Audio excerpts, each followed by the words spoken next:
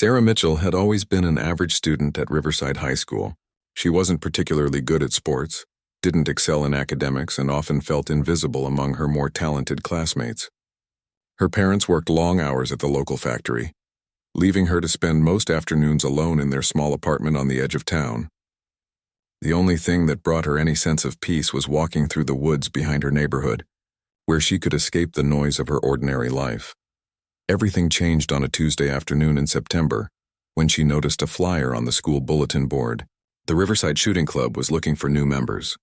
Sarah had never touched a gun in her life, but something about the idea intrigued her. Maybe it was the thought of learning something completely new. Or perhaps it was the promise of belonging to something bigger than herself. Without overthinking it, she wrote down the address and decided to attend the first meeting. The shooting range was located in an old warehouse on the outskirts of town. When Sarah arrived that Saturday morning, she felt out of place among the dozen other teenagers who seemed confident and comfortable. They talked about rifles and pistols with an ease that made her stomach tighten with nervousness. She almost turned around and left, but then a woman's voice called out from across the room. Eleanor Hayes was in her late 60s, with silver hair pulled back in a neat bun and eyes that seemed to see right through people. She walked with a slight limp, using a wooden cane that clicked against the concrete floor with each step. Despite her age, there was something commanding about her presence. She introduced herself as the club's instructor and began pairing students with mentors. When she reached Sarah, she paused for a long moment, studying the girl's face. The other students were assigned to younger instructors, former military personnel, or competitive shooters who had impressive credentials displayed on the walls. Sarah expected to be paired with one of them, but Eleanor surprised everyone by announcing that she would personally train the new girl. Some of the other students exchanged glances, whispering among themselves. Sarah later learned that Eleanor rarely took on students anymore, preferring to observe from the sidelines and offer occasional advice. Their first session together was humbling. Sarah couldn't hold the rifle steady. Her shots missed the target by embarrassing margins, and she struggled to understand the basic mechanics Eleanor tried to teach her. But the older woman never showed frustration. She simply adjusted Sarah's stance, corrected her grip, and spoke in a calm voice that made even failure feel like progress. There was a patience in Eleanor that Sarah had never experienced from any teacher before. Weeks turned into months, and Sarah found herself spending every Saturday at the range. Eleanor taught her about breath control, about finding stillness in the chaos of her own thoughts, about the importance of focus and discipline. But their conversations went beyond shooting. During breaks, Eleanor would share stories about her life, though she always kept certain details vague. She talked about traveling the world, about seeing things that changed her, about learning that strength came in many forms. Sarah began to improve. Her shots moved closer to the center of the target, her hands grew steadier, and she developed an intuition for the weight and balance of different firearms. Eleanor seemed pleased but never praised her too lavishly. Instead, she would simply nod and say that Sarah was beginning to understand. The other students noticed the transformation too, and some began asking Sarah for tips, which felt strange to someone who had spent most of her life being overlooked. One Saturday in December, Eleanor arrived at the range looking more tired than usual. She moved slower, and her cane seemed to bear more of her weight. Sarah asked if she was all right, but Eleanor waved off the concern with a small smile. They practiced as usual, though Eleanor spent more time sitting and watching than demonstrating. When the session ended, she asked Sarah to stay behind after the others had left. The warehouse felt different when it was empty. The echo of gunfire was replaced by an almost sacred silence. Eleanor led Sarah to a small office at the back of the building, a space Sarah had never been invited into before. The walls were bare except for a single photograph in a dusty frame. It showed a much younger Eleanor in military uniform, standing with a group of serious-looking men in what appeared to be a desert landscape. Eleanor sat down heavily in an old chair and gestured for Sarah to take the seat across from her. For a long moment she said nothing, just stared at the photograph on the wall. Then she began to speak in a voice that was quieter than usual. She told Sarah that she had been a military sniper, one of the first women to serve in that role. She had completed tours in conflicts that most people had forgotten, had made shots that saved lives and ended others, had carried the weight of those decisions for decades. Sarah listened in stunned silence. This woman who had patiently taught her how to hold a rifle, who had shared stories about her garden and her cat, who had seemed like a kind grandmother, had been a legendary marksman. Eleanor explained that she had left that life behind long ago, choosing to live quietly and train young shooters as a way of giving back. She rarely spoke about her past because it belonged to a different person, someone she had worked hard to move beyond. But now, Eleanor continued, her health was failing. The doctors had given her news that made her realize time was running short. She had chosen to tell Sarah because she saw something special in the girl, a potential that went beyond shooting. Eleanor believed that Sarah could be truly exceptional if she continued to work hard and stay focused. She wanted Sarah to understand that the skills being learned were about more than hitting targets. They were about discipline, control, and finding strength within yourself. As Sarah walked home that evening, her mind raced with questions and emotions. She thought about all the Saturdays they had spent together, all the small corrections and quiet encouragement. Eleanor had been preparing her for something, though Sarah wasn't sure what. The revelation about her teacher's past made every lesson feel heavier with meaning, as if each word had been chosen with careful purpose. The next Saturday, Sarah arrived at the range early, hoping to talk more with Eleanor about her experiences. But when she entered the warehouse, she found only the other instructors setting up equipment. They told her that Eleanor had been admitted to the hospital during the week and wouldn't be coming back to teach. Sarah felt her world tilt slightly, realizing that she might never get another chance to learn from the woman who had changed everything for her. Sarah stood outside Riverside General Hospital with trembling hands, clutching a small bouquet of wildflowers she had picked from the woods behind her apartment. She had never been good with hospitals. The sterile smell and fluorescent lights always made her anxious, but leaving Eleanor alone felt wrong, especially after everything the woman had done for her over the past months. The receptionist directed her to the third floor, and Sarah found herself walking down a long corridor with rooms on either side. Nurses moved efficiently between patients, their shoes squeaking against the polished floor. When she finally reached room 312, she paused outside the door, suddenly unsure if she should intrude. Before she could decide, a weak voice called out from inside, telling her to come in. Eleanor looked smaller in the hospital bed, surrounded by machines that beeped softly. Her silver hair was loose around her shoulders, and without her usual composure, she seemed vulnerable in a way Sarah had never witnessed. But her eyes were still sharp, and when she saw Sarah, a genuine smile crossed her face. She gestured to a chair beside the bed and thanked the girl for coming. They talked for over an hour. Eleanor asked about the shooting club, about whether Sarah was keeping up with her practice. Sarah admitted that it felt strange going to the range without her teacher there, that the other instructors were competent, but didn't understand her the way Eleanor did. The older woman listened carefully, nodding occasionally, and then said something that surprised Sarah. She told her that good teachers prepare their students to continue without them, that the real test of learning was whether you could carry forward what you had been taught. Sarah wanted to ask more about Eleanor's military service, about the missions and the medals and the things only hinted at in their previous conversation, but something in the woman's tired expression made her hold back. Instead, she told Eleanor about her own life, about her parents who worked too hard and noticed too little, about feeling lost most of the time, about how shooting had given her the first sense of purpose she had ever known. Eleanor reached out and took Sarah's hand with surprising strength. She said that finding purpose was the first step, but understanding why that purpose mattered was what separated good shooters from great ones. She explained that every shot fired should mean something, should be taken with full awareness of its weight and consequence. In her younger days, Eleanor confessed, she had sometimes forgotten that truth, caught up in the mission and the adrenaline. It had taken years to make peace with the choices she had made. Before Sarah left that day, Eleanor asked her to promise something. She wanted Sarah to compete in the regional shooting championship that would take place in 3 months. Sarah immediately protested, saying she wasn't ready, that she would embarrass herself and dishonor Eleanor's teaching. But the older woman shook her head firmly.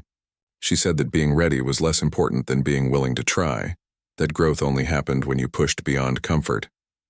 The weeks that followed were the hardest of Sarah's life.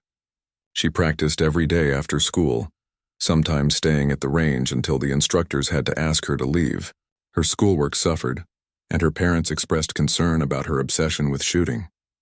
She tried to explain what it meant to her, but they couldn't understand. To them, it was just a hobby, something she would eventually outgrow like everything else. Sarah visited Eleanor twice a week, updating her on progress and asking for advice. The older woman's condition seemed to fluctuate. Some days she was alert and engaged, offering detailed technical corrections. Other days she was too tired to talk much, but she would listen to Sarah with closed eyes, occasionally squeezing her hand to show she was paying attention. The doctors were vague about prognosis, using words like uncertain and monitoring. During one visit in late January, Eleanor seemed more energetic than she had been in weeks. She asked the nurses to help her sit up properly and requested that Sarah describe her current shooting routine in detail. As Sarah talked through her practice sessions, Eleanor interrupted with questions, probing for weaknesses in technique and gaps in understanding. It felt like being back at the range, and Sarah found herself smiling despite the strange setting.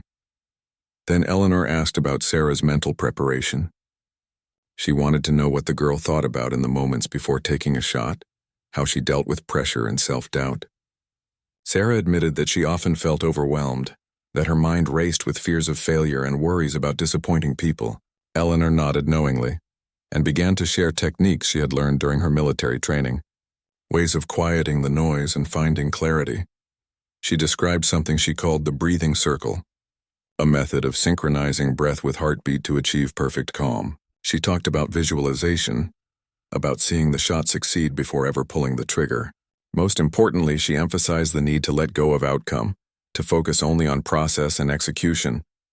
Eleanor said that the moment you started worrying about results, you had already lost the battle with yourself. Sarah absorbed every word, writing notes on a small pad she had started carrying. She asked Eleanor why she had never shared these mental techniques before, and the older woman smiled sadly. She explained that physical skills had to be developed first, that trying to teach mental discipline to someone who hadn't mastered the basics would be useless. Sarah had spent months building the foundation, and now she was ready for the next level. As February arrived, Sarah could feel herself changing. The practice was no longer just about improving scores or preparing for competition. It had become a form of meditation, a way of understanding herself better. She found that the discipline required at the range began influencing other parts of her life. Her grades improved because she approached studying with the same focus she brought to shooting. Her relationship with her parents grew calmer because she had learned to control her reactions.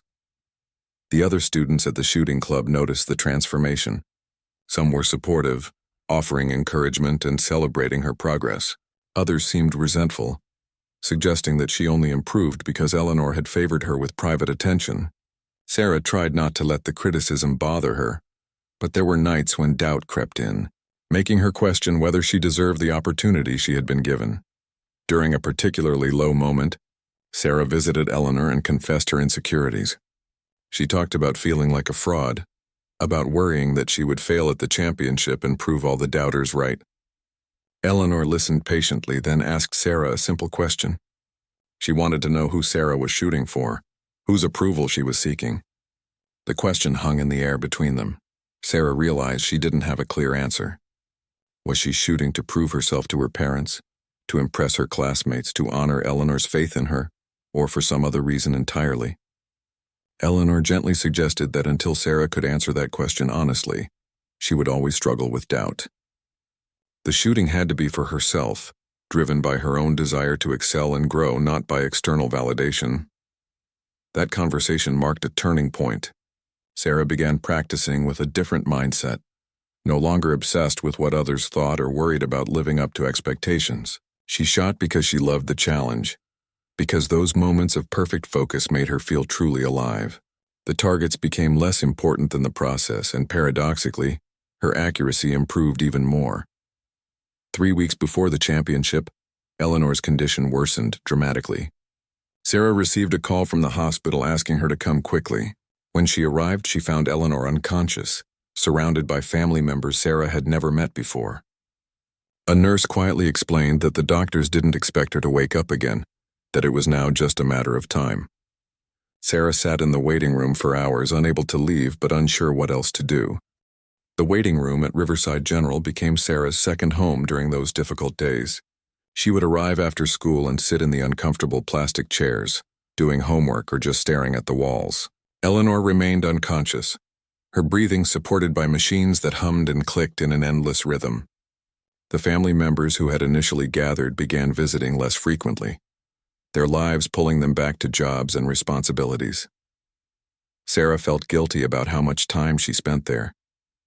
Her parents argued that she should focus on her studies and the upcoming championship, that sitting beside an unconscious woman accomplished nothing. But Sarah couldn't shake the feeling that Eleanor would somehow know if she abandoned her. The older woman had shown up for Sarah when no one else did, and returning that loyalty felt like the only honorable choice. On the 5th day of Eleanor's coma, something unexpected happened. Sarah was sitting beside the bed, reading aloud from a book about competitive shooting that Eleanor had once recommended, when she felt a slight pressure on her hand. Looking down, she saw Eleanor's fingers moving weakly, trying to grip hers. Sarah immediately called for a nurse, her heart pounding with hope. Over the next hour, Eleanor gradually regained consciousness.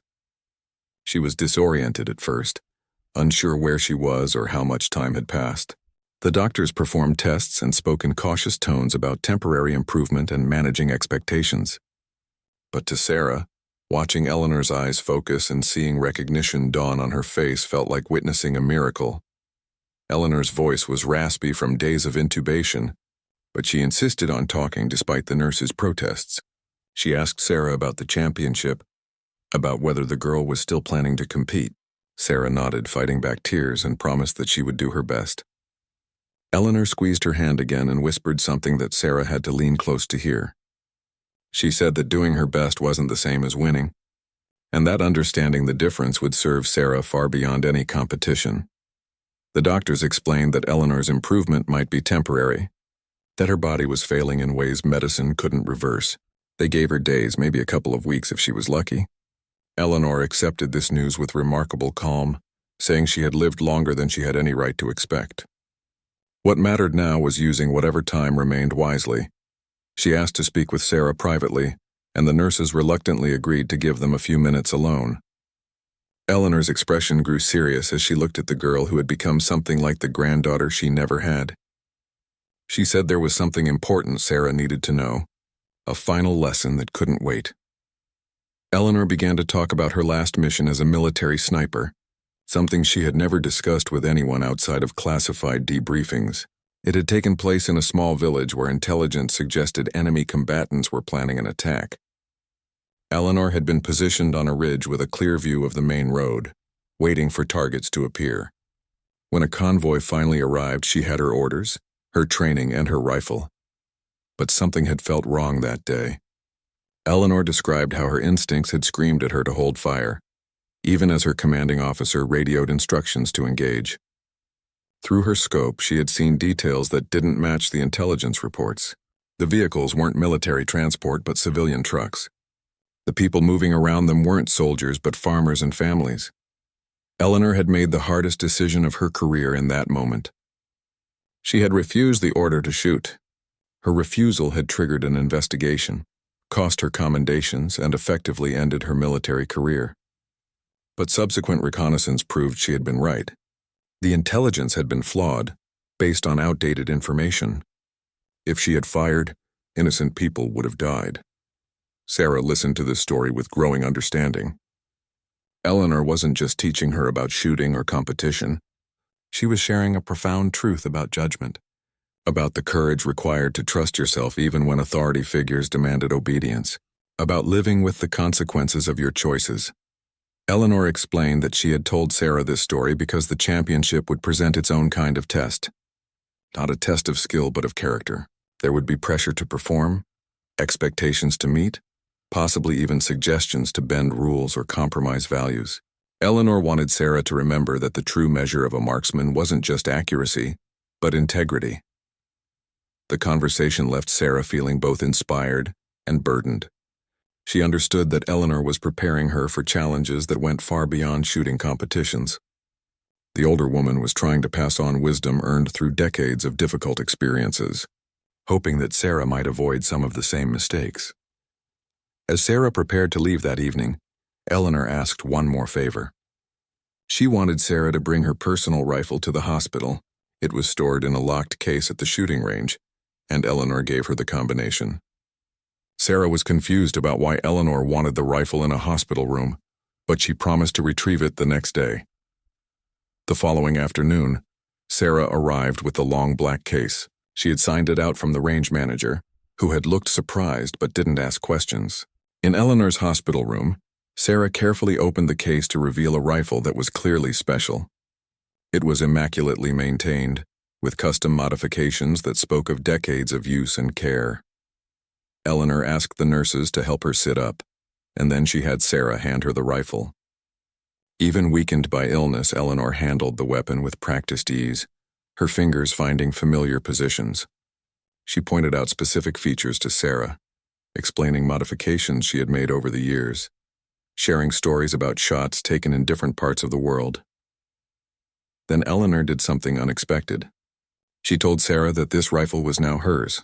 Sarah immediately protested, saying the gift was too valuable, too meaningful, but Eleanor insisted. She explained that the rifle deserved to be used by someone who would respect it, who would understand what it represented. All Eleanor asked in return was that Sarah take care of it and remember the lessons they had shared. Sarah accepted the rifle with trembling hands, overwhelmed by the weight of the gift both literally and symbolically. Eleanor smiled, seeming satisfied, and then asked Sarah to help her back down. The effort of sitting up and holding the rifle had exhausted her, but she looked more peaceful than she had in days. Over the next week, Eleanor's condition stabilized in a way that surprised the medical staff. She remained weak and confined to bed, but her mind was clear and she seemed content. Sarah visited every day, sometimes bringing homework to do beside the bed, other times just sitting quietly while Eleanor dozed. They talked about everything except the championship, as if both had agreed to give Sarah's mind a rest from the pressure. Sarah practiced with Eleanor's rifle at the range, and it felt like an extension of her own body. The balance was perfect, the trigger pull smooth, and something about using her teacher's weapon made every shot feel important. The other club members noticed the new rifle and asked questions, but Sarah kept Eleanor's gift private, sensing that the meaning was too personal to share casually. 10 days before the championship, Sarah arrived at the hospital to find Eleanor awake and alert. The older woman said she had been thinking about Sarah's preparation and wanted to give her one final practical lesson. She asked Sarah to describe the championship venue, the expected conditions, and the competition format. As Sarah talked, Eleanor listened carefully, occasionally asking clarifying questions. Then Eleanor began to walk Sarah through mental scenarios, describing situations that might arise during competition and asking how she would respond. What if the wind shifted unexpectedly? What if another competitor made a perfect shot right before her turn? What if equipment malfunctioned? For each scenario, Sarah offered her initial response, and Eleanor would probe deeper, helping her think through not just technical solutions but emotional management. This mental practice session lasted over 2 hours, and by the end, Sarah felt more prepared than all her physical training had made her. Eleanor had helped her anticipate challenges she hadn't considered and develop strategies for staying focused regardless of circumstances. Most importantly, Eleanor had reinforced the idea that Sarah already possessed everything she needed to succeed. The championship would simply reveal what was already there. The morning of the regional championship arrived with gray skies and a biting wind that cut through Sarah's jacket. She had barely slept the night before, her mind racing through everything Eleanor had taught her. At breakfast, her parents wished her luck with distracted smiles before hurrying off to their Saturday shifts. Sarah sat alone at the kitchen table, staring at Eleanor's rifle case and wondering if she was truly ready for what lay ahead. The competition venue was a sprawling outdoor range 2 hours from Riverside. Sarah's club advisor had arranged transportation, and she rode in a van with 5 other competitors from her school. They chatted nervously about their preparations and predictions, but Sarah remained quiet, looking out the window at the passing landscape. She thought about Eleanor lying in that hospital bed, probably sleeping through the morning, unaware that the day she had pushed Sarah toward had finally come. When they arrived, Sarah was overwhelmed by the scale of the event. Hundreds of competitors had gathered from across the region, ranging from teenagers like herself to adults with decades of experience. Temporary structures had been erected for registration and equipment check, and the main shooting line stretched farther than she could see. Flags snapped in the wind and loudspeakers crackled with announcements that added to the chaos. Sarah registered in the youth division and received her competitor number. As she walked toward the practice area, she passed groups of shooters who looked impossibly confident and professional. Some had custom equipment that probably cost more than her family's car. Others were surrounded by coaches offering last-minute advice and encouragement. Sarah had arrived alone, carrying Eleanor's rifle and trying to remember everything she had learned. The practice session did little to calm her nerves. Her first few shots were erratic, missing the center by margins that would have disappointed Eleanor. Sarah forced herself to breathe, to use the techniques they had worked on to find that quiet place inside herself where doubt couldn't reach. Gradually, her shots improved, finding their rhythm. By the time practice ended, she felt marginally better but still uncertain. The youth division competition wouldn't begin until afternoon, leaving Sarah with hours to wait. She found a quiet spot behind one of the structures and sat with Eleanor's rifle across her lap. She thought about all the Saturday mornings at the warehouse range, about Eleanor's patient corrections and quiet wisdom. She wondered what her teacher would say if she could see Sarah now, surrounded by competitors who seemed so much more prepared. A voice interrupted her thoughts. Another girl, probably a year or two older than Sarah, had walked over and introduced herself as Maya. She competed for a club from the city and had noticed Sarah sitting alone.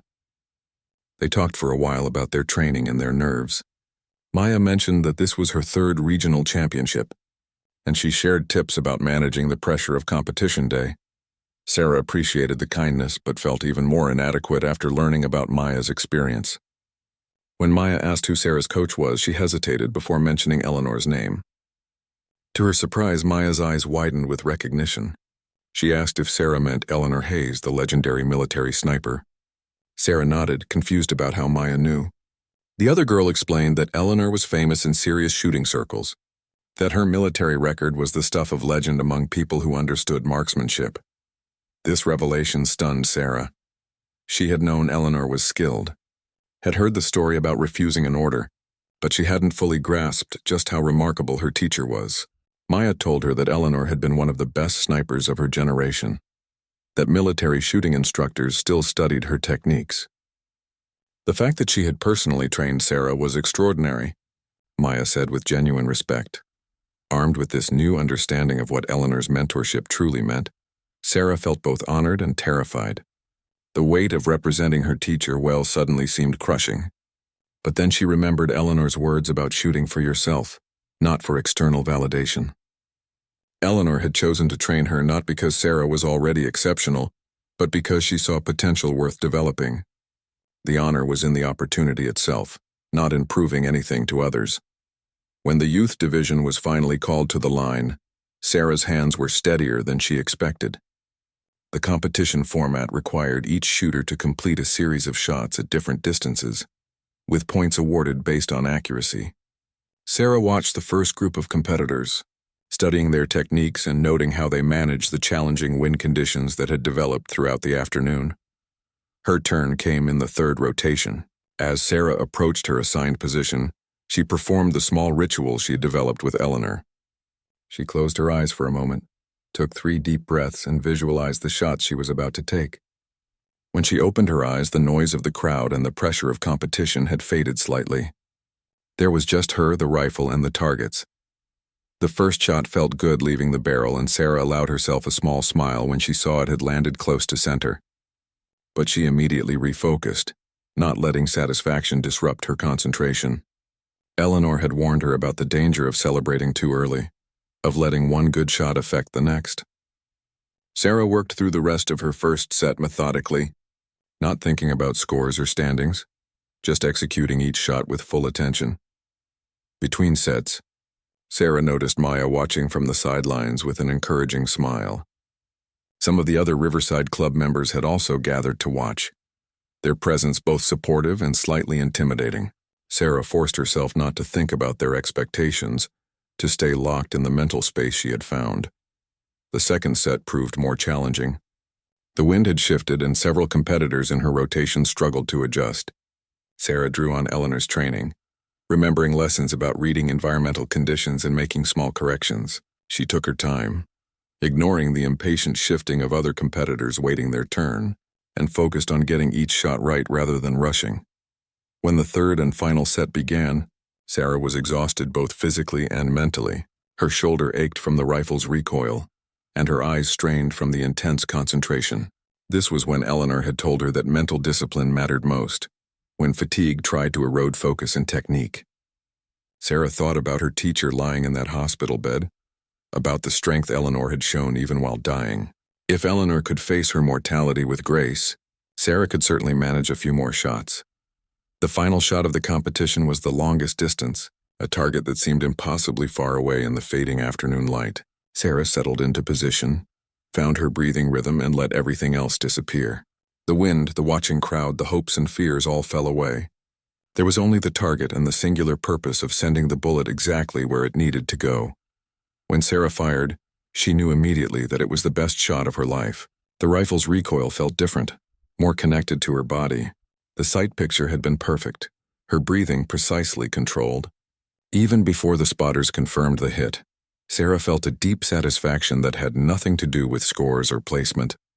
That single shot represented everything Eleanor had taught her, all the hours of practice and all the patience her teacher had shown.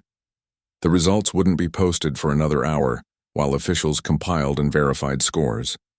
Sarah carefully packed Eleanor's rifle back in its case, feeling both drained and oddly peaceful.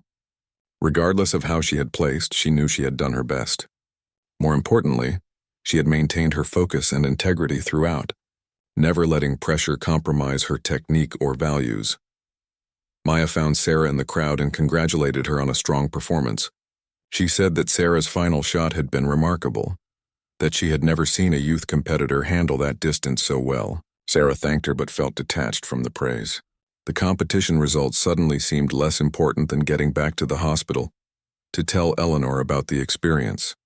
When the scores were finally posted, Sarah discovered she had placed 7th overall in the youth division. It wasn't first place, wasn't even a podium finish, but it was far better than she had dared hope.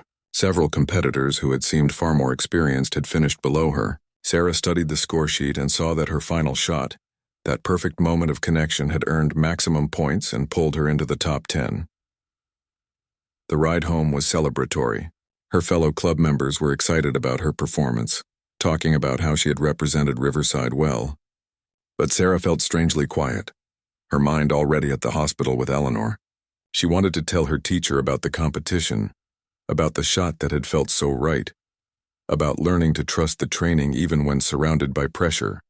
Sarah arrived at the hospital as the evening shift nurses were beginning their rounds. She still wore her competition clothes, and the rifle case felt heavier after the long day. The receptionist recognized her by now and waved her through without the usual visitor procedures. Sarah had become as much a fixture on the 3rd floor as the medical equipment, but something felt different when she stepped off the elevator. The usual quiet efficiency of the floor had been replaced by a subtle tension. Nurses moved with more urgency, and Sarah heard hushed conversations that stopped when she approached. Her steps slowed as she walked toward room 312, a growing sense of dread settling in her chest. Eleanor's door was partially open, and through it Sarah could see several family members gathered around the bed. She recognized them from previous visits, the nieces and nephews who lived scattered across the country. Their presence at this hour on a Saturday evening could only mean one thing. Sarah stood frozen in the hallway, unable to move forward or retreat. A nurse gently touched her shoulder and explained that Eleanor had taken a turn for the worse earlier that afternoon. The family had been called in because the doctors didn't expect her to last through the night. Sarah's vision blurred with tears she'd been holding back for weeks. She asked if she could see Eleanor, and the nurse said she would check with the family. After a few minutes, one of Eleanor's nieces emerged from the room. Sarah had spoken with her before, a kind woman named Patricia who worked as a teacher in another state. Patricia took Sarah's hands and said that Eleanor had been asking for her, that she had been drifting in and out of consciousness, but repeatedly whispered Sarah's name. Patricia led her into the room, past the other family members who nodded sympathetically. Eleanor looked diminished in a way that shocked Sarah. Just that morning, when Sarah had left for the competition, her teacher had seemed stable. Now she appeared to be fading before their eyes, her breathing shallow and her skin pale. But when Sarah took her hand, Eleanor's eyes fluttered open with surprising clarity. The family members quietly left the room, giving them privacy for what everyone understood might be their final conversation. Sarah sat in the chair she had occupied so many times before, still holding Eleanor's hand, not knowing what to say. Eleanor smiled weakly and asked how the championship had gone. Her voice was barely above a whisper. Sarah told her everything. She described the venue, the other competitors, the challenging wind conditions, and most importantly, that final shot that had felt so perfect. As she talked, Eleanor's grip on her hand tightened slightly, and Sarah could see pride shining in her teacher's tired eyes. When Sarah mentioned placing 7th, Eleanor shook her head slightly as if the ranking didn't matter. What mattered, she whispered, was that Sarah had stayed true to her training and found that moment of perfect focus. Eleanor asked Sarah to help her sit up slightly, and though it seemed to cause her pain, she insisted. Once positioned, she asked Sarah to bring her the rifle. Sarah hesitated, thinking it inappropriate given Eleanor's condition, but the older woman's expression left no room for argument. Sarah carefully opened the case and handed Eleanor the weapon she had used for decades. Even in her weakened state, Eleanor held the rifle with practiced familiarity. Her fingers traced the modification she had described weeks earlier, and a distant look crossed her face as if she were remembering all the places this rifle had been, all the shots it had fired. Then she did something that confused Sarah. She asked for 1 bullet, a single round from the ammunition box Sarah had brought. Sarah handed her the bullet, watching as Eleanor examined it with the same attention she gave everything related to shooting. She held it up to the dim hospital light, turning it slowly, then looked at Sarah with an intensity that seemed to push through her failing health. Eleanor explained that she wanted to give Sarah a final lesson, one that could only be taught in this moment. She told Sarah to take the rifle, to load this single bullet, and to fire it. Sarah was bewildered. They were in a hospital room on the 3rd floor of a building in the middle of town. There was nowhere to shoot, and even if there were, it would be completely inappropriate. But Eleanor insisted, her voice growing stronger with urgency. She said that Sarah needed to understand something crucial, and this was the only way to teach it. Confused and frightened, Sarah looked toward the door, expecting nurses to rush in at any moment. But Eleanor gripped her wrist with surprising strength and pulled her closer. She whispered that there was a safe direction, that she had thought this through. Eleanor pointed to the far corner of the room where the exterior wall met the ceiling. That wall faced away from other hospital rooms, toward the empty parking lot below. Sarah's hands shook as she loaded the single bullet into the chamber. This felt wrong in every possible way, yet Eleanor's eyes held such certainty that Sarah found herself obeying. She positioned herself as Eleanor directed, aiming toward the high corner where the wall met the ceiling. Her heart hammered in her chest and she could barely breathe. Eleanor's voice cut through Sarah's panic with calm authority. She told Sarah to stop thinking about the hospital, about the rules being broken, about anything except this moment. She said that sometimes in life, you face situations that seem impossible, where every instinct tells you to refuse, where logic argues against action. But there are rare moments when you must trust completely, when you must fire even when nothing makes sense. Sarah found her breathing rhythm, the one Eleanor had taught her months ago. The familiar ritual calmed her racing thoughts. She focused on the target point Eleanor had indicated, blocked out the sound of medical equipment, ignored the impossibility of what she was doing.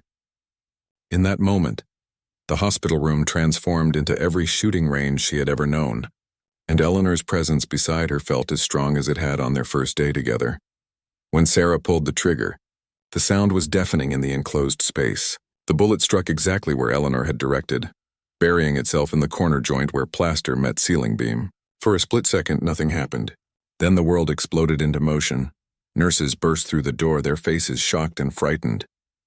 Security guards arrived within seconds, shouting questions. Sarah stood frozen, the rifle in her hands, unable to explain what had just happened. But before anyone could reach her, Eleanor spoke with a voice that cut through the chaos with unexpected power. She told everyone to stop, to listen, to understand. Eleanor explained that she had asked Sarah to fire, that it was her dying wish, that no one else was responsible. The medical staff looked bewildered, unsure how to respond to a terminally ill patient who had just orchestrated a shooting inside the hospital. Security demanded explanations, threatened to call the police, spoke about violations and consequences. But Eleanor was undeterred. With effort that clearly cost her dearly, she explained that this bullet, this single shot fired in an impossible situation, represented something Sarah needed to understand. Throughout their training, Eleanor had taught technique and discipline and focus. But there was one lesson that could only be learned through experience: the understanding that sometimes doing the right thing looked completely wrong to everyone watching. Eleanor told Sarah that this moment, this bullet she had just fired, would stay with her forever. Whenever she faced a situation where people questioned her judgment, where authority figures demanded compliance, where the safe choice was to follow rather than lead, she would remember standing in this hospital room and trusting her teacher completely. That trust, Eleanor whispered, was the foundation of everything. The hospital administration arrived, and there were forms to fill out and statements to give. Eleanor took full responsibility, making it clear that Sarah had acted under her instruction. The administrators were torn between compassion for a dying patient and concern about liability. Eventually, they agreed not to involve the police on the condition that the rifle be removed immediately and that Sarah leave the hospital. Patricia helped Sarah pack up the rifle while other family members spoke with the administrators. Before Sarah left, Eleanor called her back to the bedside one final time. Her teacher looked exhausted beyond measure, as if the effort of the past hour had drained whatever reserves she had left. But her eyes were satisfied, almost peaceful. Eleanor told Sarah that she was proud of her, not because of the championship placement or the perfect final shot, but because Sarah had learned what it meant to trust completely. She said that the 7th place finish was just a number, that competitions would come and go, but the lessons learned would shape Sarah's entire life. Most importantly, Eleanor wanted Sarah to know that she had been the best student a teacher could hope for. Sarah couldn't stop crying as she said goodbye. She told Eleanor that she loved her, that nothing in her life would have been the same without their time together. Eleanor squeezed her hand one last time and whispered that Sarah should remember to shoot for herself, always. Then the nurses gently ushered Sarah toward the door, explaining that Eleanor needed rest. In the hallway, Patricia caught up with Sarah and handed her an envelope. She explained that Eleanor had prepared it weeks ago, with instructions to give it to Sarah after their final conversation. Sarah clutched the envelope, but the funeral took place on a Wednesday morning at a small cemetery on the edge of Riverside.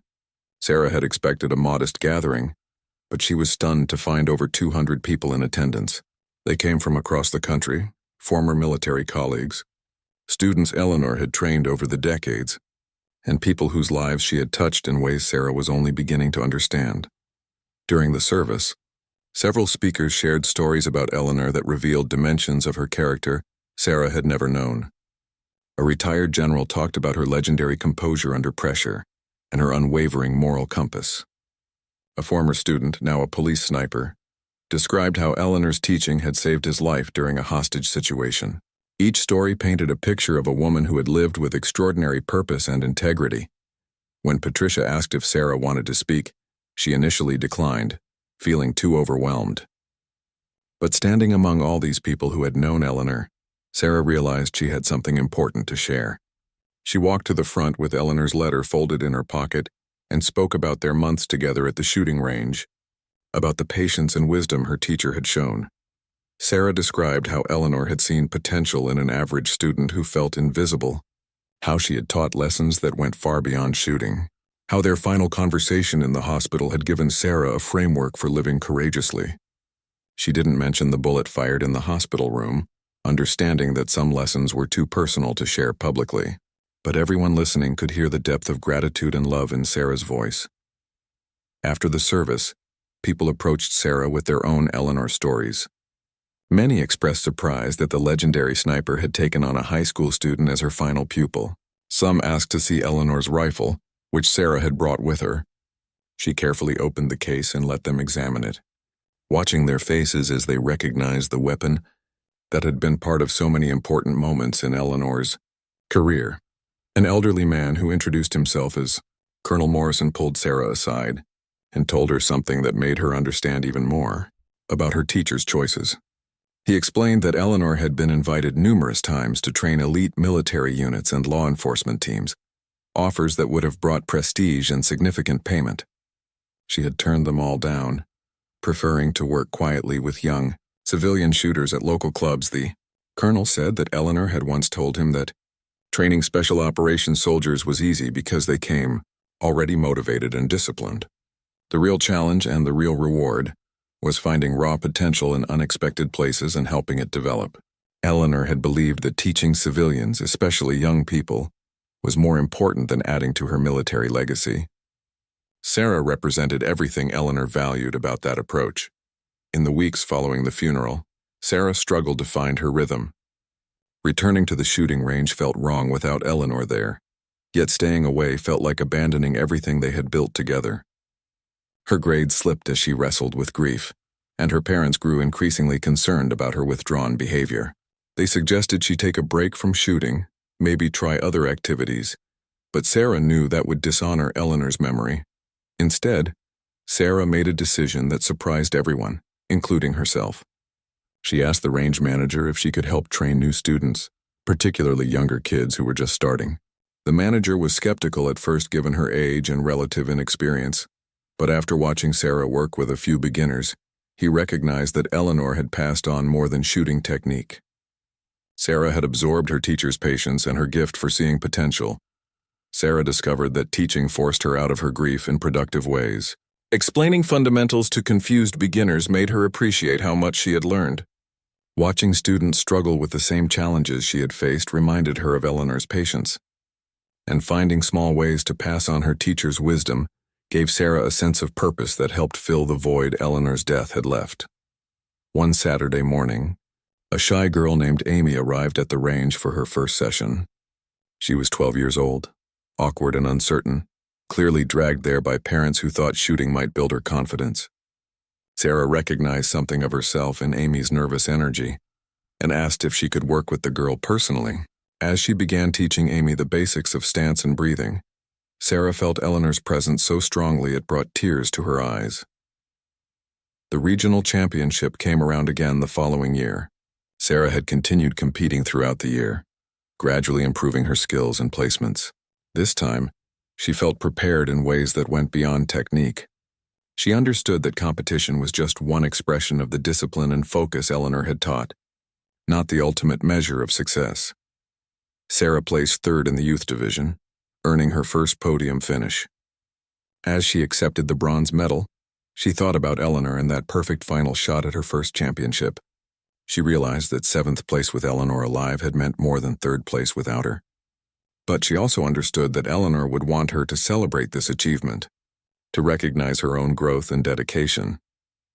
After the awards ceremony, a tournament official approached Sarah with surprising news. A national shooting organization had been watching the regional competitions and wanted to offer her a scholarship to their advanced training program. The opportunity would mean traveling to national events, working with elite coaches, and competing at levels Sarah had never imagined possible. Sarah asked for time to consider the offer. That evening, she visited Eleanor's grave for the first time since the funeral. She sat beside the simple headstone and talked to her teacher about the scholarship, about her fears and hopes, about not knowing if she was ready for such a big step. The wind rustled through the trees, and Sarah imagined she could hear Eleanor's voice telling her to trust her training and shoot for herself. She accepted the scholarship, but with a condition that surprised the organization. Sarah wanted to continue teaching at the Riverside Club, even as she pursued higher levels of competition. She explained that teaching beginners kept her grounded and connected her to the most important lessons her own teacher had shared. The organization agreed, impressed by her maturity and sense of purpose. Over the next 2 years, Sarah's life transformed in ways she never could have predicted. She traveled to competitions across the country, won several junior championships, and began to build a reputation as a rising talent in competitive shooting. Sports magazines interviewed her, and younger shooters asked for her autograph. But through it all, Sarah maintained her commitment to teaching at the Riverside Club every Saturday morning. The students Sarah trained began to excel in their own competitions. Amy, the shy 12-year-old from that first teaching session, discovered a natural talent that surprised everyone. Other beginners progressed more slowly, but showed the kind of steady improvement that came from patient, thoughtful instruction. Sarah found that she taught the way Eleanor had taught her, emphasizing character and discipline alongside technique. One afternoon, while organizing equipment at the range, Sarah discovered a box she had never noticed before. Inside were old photographs of Eleanor from her military days, along with medals and commendations that had been stored away. Sarah spent hours examining these artifacts, seeing her teacher in context she had only heard about. There were pictures of Eleanor in desert combat gear, Eleanor instructing soldiers, Eleanor receiving awards from high-ranking officers. But the photograph that affected Sarah most deeply showed a young Eleanor, probably in her early 20s, holding a rifle and looking at the camera with fierce determination. The eyes were the same eyes Sarah had known, but the face was unlined and the expression harder. Sarah realized that the patient, wise woman who had taught her had once been just as uncertain and driven as Sarah herself. Eleanor's wisdom had been earned through decades of experience, mistakes, and growth. Attached to this photograph was a handwritten note in Eleanor's script, dated just weeks before her death. The note explained that she had asked Patricia to leave this box at the range for Sarah to eventually find. Eleanor wrote that she wanted Sarah to understand that everyone, even legendary marksmen, started as beginners. The journey from uncertain rookie to confident professional was the same for everyone, requiring patience, dedication, and the willingness to keep learning. The note also contained Eleanor's reflections on her own career, the shots she was proud of and the ones she regretted, the times she had shown courage and the times she had failed. Eleanor wrote honestly about her struggles with the moral weight of her work, about nights when sleep was impossible because of decisions made on distant battlefields. She wanted Sarah to know that skill without wisdom could be dangerous, that technical excellence meant nothing without ethical grounding. Reading these reflections, Sarah understood why Eleanor had chosen to spend her final years teaching civilian shooters rather than training military units. Her teacher had been trying to redeem something, to pass on lessons learned at great personal cost, to ensure that the next generation of marksmen understood that every shot carried moral weight. The bullet fired in that hospital room had been Eleanor,